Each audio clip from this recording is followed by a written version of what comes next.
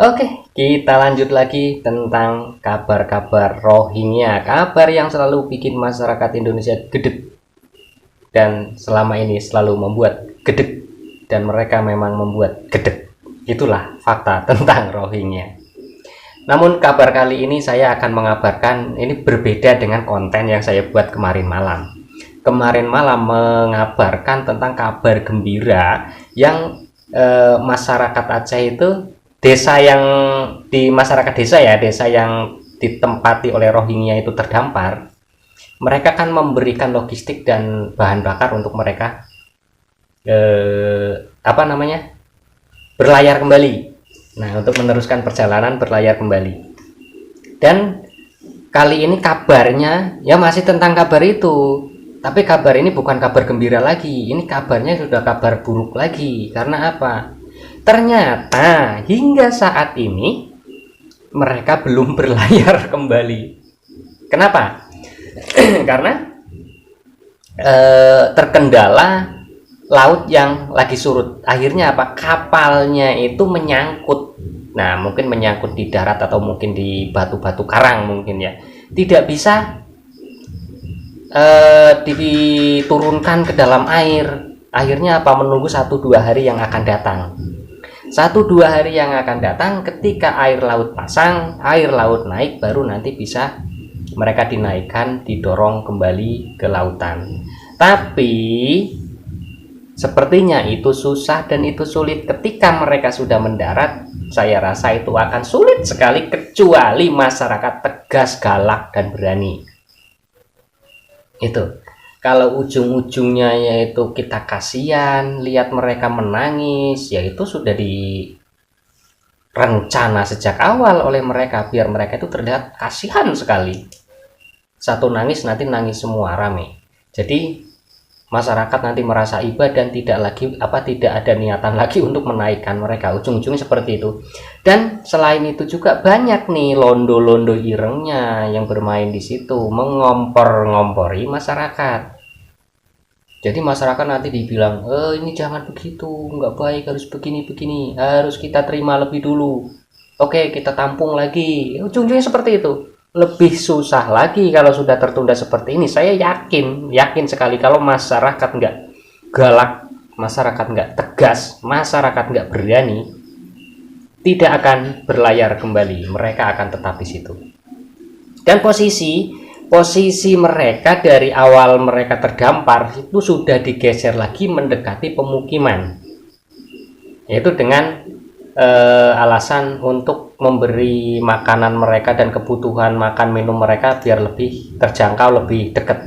Karena di lokasi pertama itu nggak ada akses jalan mobil masuk ke lokasi. Ya memang dari kemanusiaan baik, oke. Tapi kalau kita ngomong kemanusiaan, kita sudah berperi kemanusiaan dari kemarin memberi makan. Itu kita sudah berperi kemanusiaan hingga saat ini masih diurus. Dan kabarnya lagi, UNHCR hingga tadi saya temukan artikel yang diunggah tadi sore, hingga tadi sore itu UNHCR belum menampakkan diri, belum memberi bantuan. Jadi makan minum kebutuhan mereka masih ditanggung oleh warga sekitar. Tuh, mana UNHCR? Kenapa nggak gerak cepat? Kalau memang UNHCR kerjanya bagus, memang UNHCR itu siap menampung mereka dan mengurusi mereka, harusnya sejak awal diberitahu, dikabarkan bahwa ada barang antik yang mendarat lagi di Aceh. Mereka langsung terjun, siapkan kebutuhan. Jangan membebankan kepada masyarakat. Nah, nanti ketika sudah lama UNHCR nih yang keluar dari awal, UNHCR yang sudah mengurus mereka, memberi makan mereka hingga saat ini, itu tanggung jawab UNHCR semua. Dana dari PBB digelontorkan ke UNHCR untuk mengurusi masyarakat Rohingya atau barang-barang antik yang terdampar di Aceh kemarin tanggal 1 Februari, kan seperti itu nanti ujung-ujungnya. Hingga saat ini loh, sudah 2 hari, 3 hari ke besok, UNHCR tadi diunggah dalam artikel tidak memberikan bantuan. Kalau seandainya masyarakat tidak berperi kemanusiaan, masyarakat tidak memikirkan mereka mati kelaparan. Coba bayangkan, kayak gitu masih diteriaki kemanusiaan dan kemanusiaan. Kurang baik apa warga Aceh yang menolong kemarin? Nah, ada lagi nih cerita yang agak janggal. Memang kapal yang ditumpangi mereka itu ada, nanti saya buat konten tersendiri yang lebih jelas ya. Ada yang mengatakan, dan ada videonya sudah saya dapat, ternyata kapal yang mereka tumpangi itu adalah kapal nelayan milik Aceh atau kapal milik nelayan Aceh. Itu yang mereka bawa dari India. Jadi mereka dari Bangla terdampar di India katanya kan. India sama Bangla itu sebelah mananya ya gitu. Jadi mereka terdampar di India.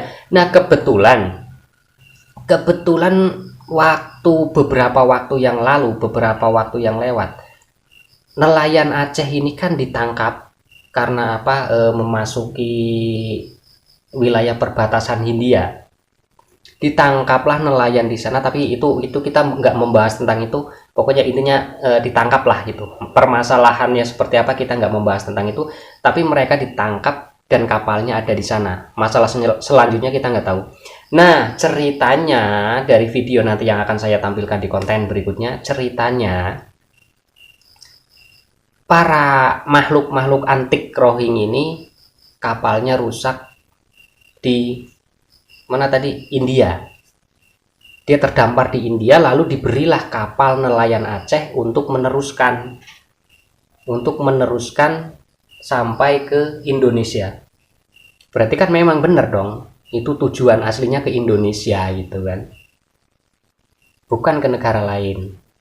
Nah, meneruskan ke Indonesia, akhirnya pura-puralah terdampar menggunakan bendera merah di kapalnya, bendera darurat. Kenapa bukan dipasang bendera kuning? Artinya almarhum Rohingya sedang lewat masuk ke Aceh gitu. Harusnya bendera kuning gitu. Nah ya ini tanggung jawab UNHCR kemana nih? Kok sampai hingga saat ini mereka tidak mengeluarkan dana? Perut itu tidak bisa ditunda, Perut itu tidak bisa ditunda sampai 3 hari nggak makan sampai nunggu dana dari kalian, UNHCR. Kalau seperti itu caranya, mereka mati kelaparan kalau tidak dibantu oleh masyarakat. Ini membebankan lagi ke masyarakat desa setempat. Jadi bagaimana tanggung jawab kalian, Nah, ya itu dia. Yang jelas beritanya ini berita buruk. Mereka belum juga didorong ke laut karena kapalnya memang masih menyangkut di daratan. Tapi kalau menurut saya ini tidak akan berhasil untuk mendorong mereka. Jadi kita tunggu lagi video-video berikutnya. Tapi kita harap masyarakat desa setempat bisa tegas, bisa galak untuk mendorong mereka. Jangan takut apapun. Masyarakat Indonesia mendukung kalian. Tetap dorong mereka. Walaupun saya nggak yakin itu akan terjadi. Oke, kita lanjut ke konten-konten berikutnya. Tapi sebelumnya dicek lagi tombol subscribe-nya. Kalau yang masih merah silahkan diklik sedikit saja agar berubah jadi warna hitam.